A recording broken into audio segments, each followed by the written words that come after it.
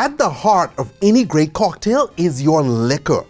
And I'm going to teach you what you need to know about the 6 main types of liquor, like whiskey, tequila, and how they differ from a liqueur like Grand Marnier. So let's dive in to Liquor 101.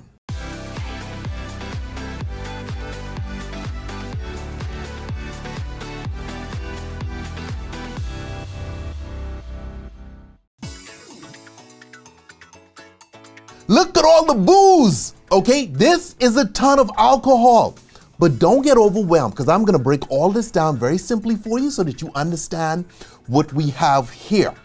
Now we're gonna be teaching you how to make delicious drinks, but in order to do that, you need to know which alcohols to use and when and how to mix them together. Right off the bat, we're gonna be working with liquors and liqueurs. Yes, they are different.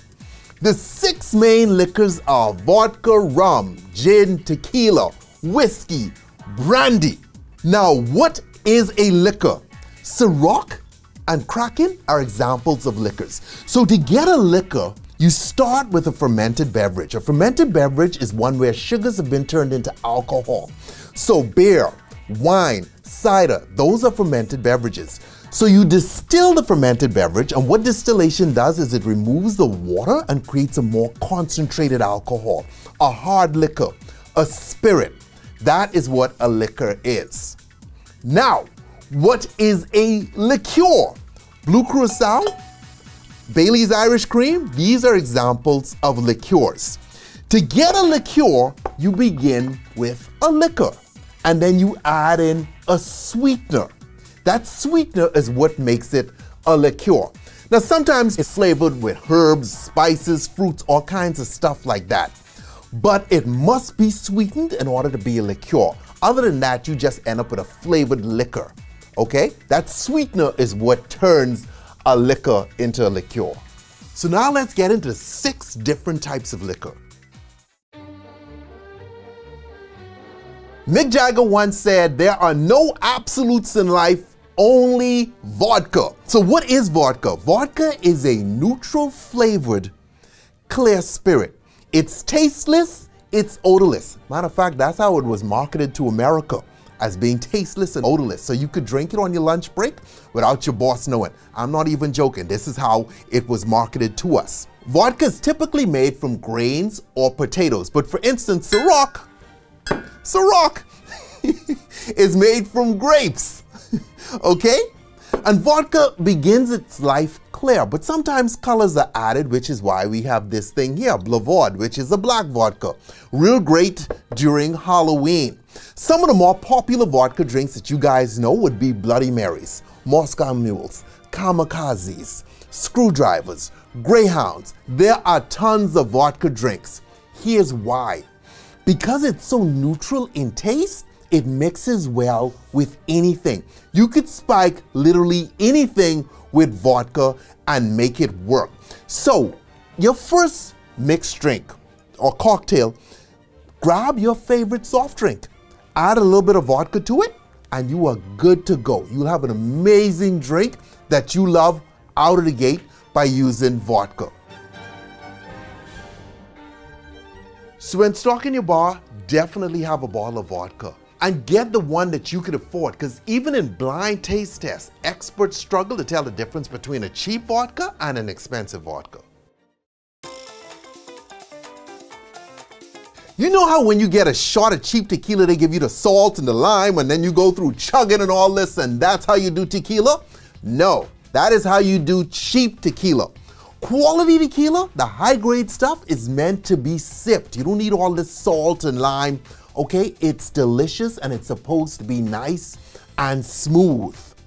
Now, some of the more popular tequila drinks that you guys would know would obviously be the margarita, the Paloma, tequila sunrise, even a Bloody Maria. That's a Bloody Mary where you lose the vodka, add in tequila. So what is a tequila? Tequila is made from blue agave. And in order to be called a tequila, it has to be produced in Mexico in one of the 5 tequila producing regions. If you make tequila the exact same way they do it in Mexico, but you cross the border, okay, you cannot call it tequila they will sue you. And yes, companies have tried and they have been sued. So let's get into some of the types of tequila. This right here is the most popular version that you guys, I'm sure, are familiar with, okay? This is the Jose Gold. This is a mixto. So it's not 100% blue agave, it's 51% blue agave, and the other 49% might be colorings and flavorings and all the other additives to get in there to give you this color and this taste, okay? These tend to be cheaper, obviously, and they're designed to be that way. So now let's get into the 100% blue agave category. This is where you have a lot more of the quality stuff, a lot more of the expensive stuff. So the first one would be the silver or the blanco, which is what we have here. And these are aged in clear cask or steel barrels for less than 60 days. That's why they have such a clear color. The next category would be the reposado or rested, which is what De Leon here is. And these are aged in barrels for more than 60 days, but less than a year. So these have no colorings added to them. The color is pulled from the barrels that these are stored in, okay? And that's why they have that beautiful golden brown color. The next level would be the Añejo, and these are aged for more than a year, but less than 3 years. And typically they have this rich golden color because they've been aging for a long time. They tend to be darker in color. But this right here is a special Añejo. This one's still silver. So this was aged between 1 to 3 years, but it was probably done in a steel barrel or something where it didn't pull in a whole lot of that color, so it stayed clear. When it comes to buying tequila, the things to look for are color and age. The older types with darker caramel colors tend to be more robust and less versatile. So if you're picking out a bottle to bring to a party, a nice mid-range silver would be your safest bet. George Washington was such a rum lover that for his inauguration, he had a barrel of rum brought in from Barbados so that they could party. All right? Some of the most popular rum drinks that you guys are familiar with would be mojito, daiquiri, pina colada, dark and stormy. There are tons of fun rum drinks. I grew up in the Caribbean, so rum is one of my favorite categories. Now, most rum is made from molasses, okay? And they begin here as a nice clear liquid like this, like the Bacardi white rum or silver rum or light rum. They all the same thing, light, silver, white. But there are lots of different categories in rum because over here you have your spice rum. Bacardi has a nice smooth one. You have the Captain Morgan that's a bit more spicy and not as smooth as this. And they have a lot of herbs and spices in there that add in that spiciness. Then you have your dark rum category. And these are ultra flavorful and an acquired taste. Because tasting one of these for the first time, you go, oh my God. But they have to be, you could sip them. There are a lot of people sip these. But most of us, most people in bartending mix these with other things to create fun drinks, especially cool tropical drinks. A lot of times feature a layer of Myers or Kraken or something like that on top. Another fun category in rum is the high proof rum. So you have here Bacardi 151 and you have here Demerara 151. So what is that 151? That 151 is the proof, okay? And you divide the proof by 2 to get the alcohol percentage. So each of these is 75.5% alcohol. And we call them high proof because, you know, it's a higher alcohol content, which means the higher the alcohol content, the more likely it is to start a fire. So you could, you know, start flames and flaming drinks. That's why you see us use Bacardi 151 so much. No matter the base, the underlying flavor profile of rum is sweet. The sweetness makes it really common in cocktails, so definitely have it around when throwing a party or stocking your home bar. Age is less important, but like with tequila, the white or silver types tend to be more versatile to work with. Gin is the national drink of England, but that's not where it was created. You see, what happened was during the Dutch War of Independence, British soldiers noticed Dutch soldiers sipping on this before they went into battle. This actually had the nickname Dutch Courage, okay? And if you look at the label, it says right here, the grandfather of gin. What does that mean? So those British soldiers saw this, took it home, and reworked it in their own way to create the gin that we know and love today. So what is gin?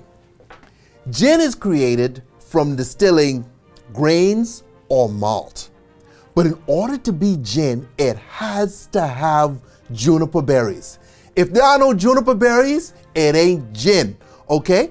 And people who make gin, they don't only add juniper berries. They add a lot of other botanicals, coriander, anise, citrus peels. So you get all these delicious botanicals in there. And it's just awesome from bottle to bottle because they're all slightly different. If you look at this one right here, Bombay Sapphire Far East, they're using Vietnamese black peppercorn and Thai lemongrass. I mean, they really go crazy in some of the gins out there today, and it is awesome. Some of the most popular gin drinks that I could think of right now would be Gin Fizz, Ramos Gin Fizz, Aviation, gin and tonic. That's super popular, okay? Is it basic? Yes, but it basically tastes good too. Gin is meant to be mixed as the botanicals, the herbs and spices come to life in cocktails and add complexity to the drink. This is why so many classic cocktails call for gin. In fact, there are more classic cocktails made with gin than with any other spirit. The word martini means gin. So when it comes to buying a gin, age doesn't really matter. It's more about the particular flavor of that gin that you like. Mark Twain once said, too much of anything is bad, but too much good whiskey is barely enough. Whiskey, it is a huge category, okay? And it's daunting at first, but we're gonna work through this and you're gonna understand. It's gonna be beautiful. Now, whiskey is made by distilling fermented grains. But what makes it different from vodka is that right after distillation, it is aged in wooden barrels, and that's how it gets its lovely color. But there's an exception here because this is a clear whiskey. They do exist, okay? So this was not aged in a wooden barrel to pull the color out. Just so you know. Now, how do you spell whiskey? Okay? Here's the rule. If your country has an E in the name, then you spell it with an E. For instance, America and Ireland spell whiskey with an E.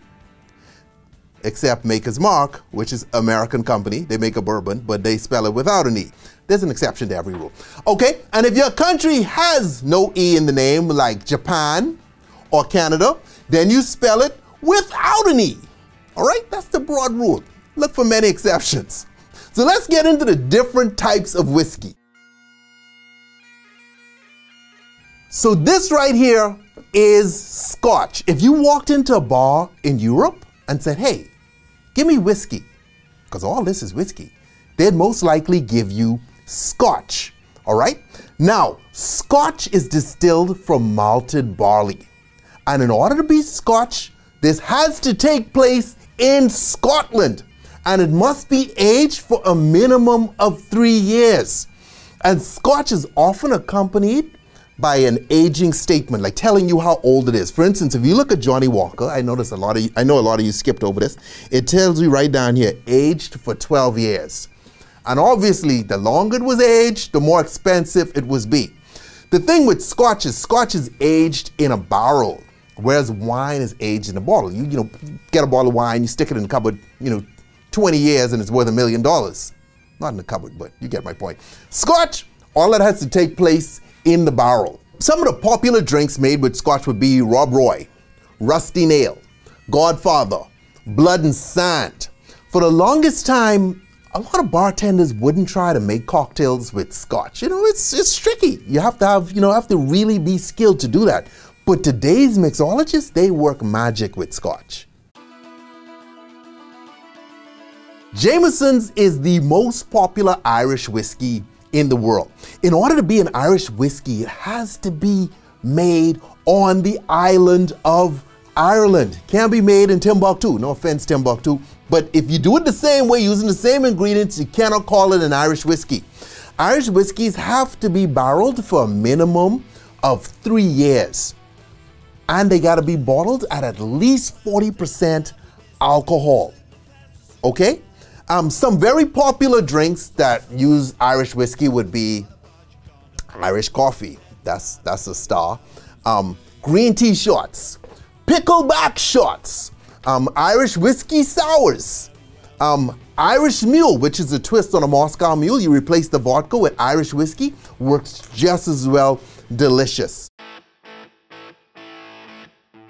This right here is American bourbon. Okay, now here are the rules for bourbon that's gonna be sold and consumed in the United States of America.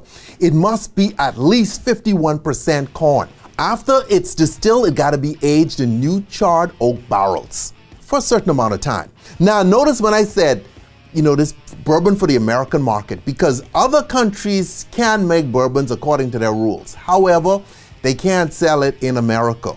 In order for it to be bourbon in America, it has to follow those rules.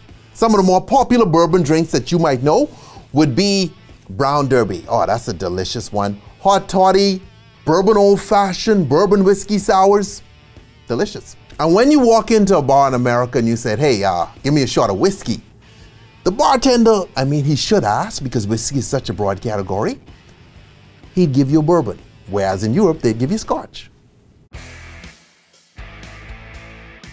In order to be rye, it must contain 51% rye when it's distilled, okay? And much like bourbon, it cannot be distilled to more than 80%. It's usually bottled at around 40%, and it has to spend time after distillation in a new oak charred barrel. The taste of rye, a lot of people find a little bit more peppery than bourbon. Popular drinks that contain rye would be a Sazerac, that's a classic, also a VODKA. That's also a classic. I probably pronounced it wrong because I got an accent, but just Google it.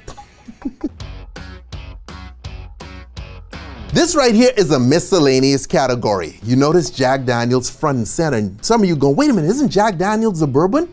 Jack Daniel's is not a bourbon. This is a Tennessee whiskey made from a sour mash. Now, in trade deals, more often than not, Jack Daniel's is listed under bourbons, but it is not a bourbon, okay? This is uniquely Tennessee. Over here we have Crown Royal, which is a Canadian whiskey. And then in the back here, you have a Japanese whiskey. This is actually made from coffee grains, okay? And then you have a white whiskey. These do exist, okay? Because remember now, a lot of these whiskeys, some of them do have coloring added, but they pull their color from the barrels that they're stored in, okay? That's what gives them that brown look. Depending on the particular type of whiskey, common flavors can include smoky to robust, sweet to spicy. It's all over the board. Whiskey is usually seen in spirit-forward drinks or served straight. Since whiskey is such a broad category, when it comes to buying a bottle for your home bar or for a party, it's better to go with what you like and just convince your friends to try it. Brandy. Brandy is from a Dutch word meaning burnt wine, okay? And it's served in this glass, which is called a snifter. Now here's the cool thing about a snifter.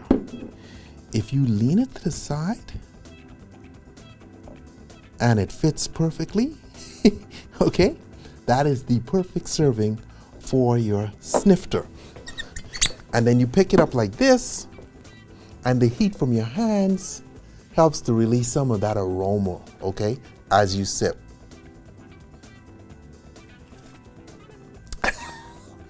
I don't exactly sip brandy, but it's good. Pretty potent too. So what is a brandy exactly? A brandy is made by distilling fermented fruit, okay? More often than not, that fermented fruit would be grapes, okay? So that's why it's called burnt wine. Now let's get into cognac. Cognac is a brandy, but it's from the Cognac region of France. So they're the only people in the world who are allowed to call their brandies cognacs, okay? Then over here, we have an Armagnac, which is from the Armagnac region of France. And they're the only people in the world who are allowed to call their brandies Armagnac. By the way, this bottle was nearly $100, okay? Like I said, brandy could be distilled from any fermented fruit. So this right here is an apple brandy. And you could have pear brandy, you could have mango brandy, whatever. I've never seen a mango brandy, but it is possible. Now, on the markings on the more expensive brandy bottles, you'll notice stuff like VS. What does that VS stand for? It says it means very special. Here on this Christian Brothers bottle, which is one of the cheapest brandies I've ever found, it means very smooth, which makes me ask many questions about this here said brandy. Okay. Then you sometimes see VSOP, and that stands for very superior old pale. And then you see XO, that's extra old, okay? When you see XO, dig in your wallet because it's going to be expensive. Matter of fact, Louis XIII, which is a cognac, very popular cognac amongst the rich and famous, or those who are trying to show off, I think that starts at about $2 grand a bottle, just to give you an idea.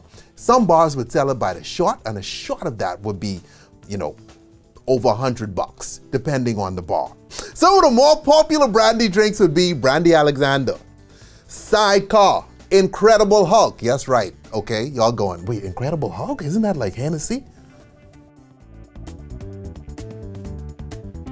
So remember, cognacs are brandies. So if you've had Remy Martin, Cavassier, Hennessy, you've had a brandy. Because brandies are typically sipped, you don't see them in a ton of cocktails. So if you're new to the brandy world, start with a bottle of cognac, but be careful, they can get really expensive. Welcome to the world of liqueurs. Like we said, with liqueurs, okay, you take a liquor and then you add in a sweetener, okay? And oftentimes that sweetener is followed with a lot of different flavors and colors. So you, for instance, now you have strawberry. It's like a strawberry snap, strawberry pucker. Blue curacao, blue colorings added, and it's orange flavored. Okay, Midori, green colorings added, it's melon flavored. So there's a lot of fun stuff, sweet stuff in the liqueur category. One thing that confuses people about liqueurs is this, okay. This says crème de cassis, that's crème de black currant or whatever, okay, I don't speak French. Crème de banana. So when you hear crème, in French, crème means cream.